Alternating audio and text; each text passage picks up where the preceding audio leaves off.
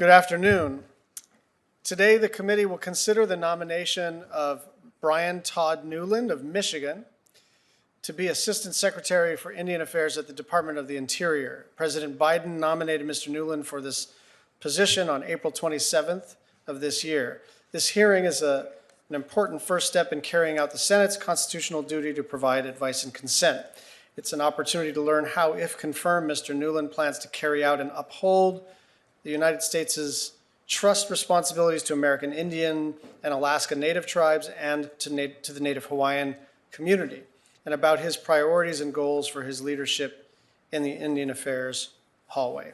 It is quite simply one of the most consequential nominations for Native communities across our nation, because as the department's highest-ranking Senate-confirmed official in Indian Affairs, the Assistant Secretary is charged with maintaining the government-to-government relationships with sovereign tribal nations, respecting tribal sovereignty, and promoting tribal self-determination.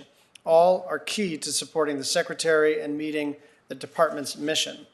I believe that Mr. Newland has the qualifications, the character, and the heart to succeed in the role of Assistant Secretary for Indian Affairs.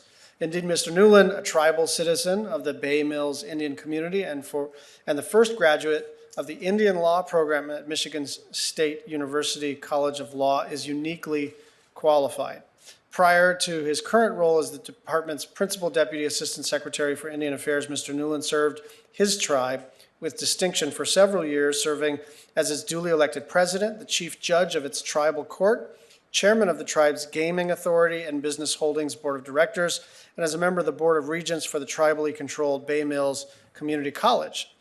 Mr. Newland's previous federal experience in the executive branch as a presidentially appointed counselor and policy advisor to the Assistant Secretary for Indian Affairs under the Obama administration and his command of federal Indian law and policy strengthens his nomination.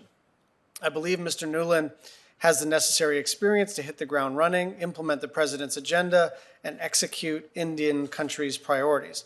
His sincerity and willingness to learn are key attributes to this position, and Mr. Newland has made clear that he's committed to serving as the chief federal advocate for not just tribal nations, but for Native Hawaiians as well. That's not just my assessment. More than 30 tribes and tribal organizations, including the United South and Eastern Tribes, the National Congress of American Indians, and the Alaska Federation of Natives, submitted letters in support of Mr. Newland's confirmation. I have made them all part of the record. Before I turn to the Vice Chair, I would like to thank Mr. Newland and his family for joining us today, and what a pleasure it was to meet all of you. I look forward to considering this important nomination and to working with Vice Chair Murkowski and all of the members of this committee to move Mr. Newland's nomination through our committee. Vice Chair Murkowski.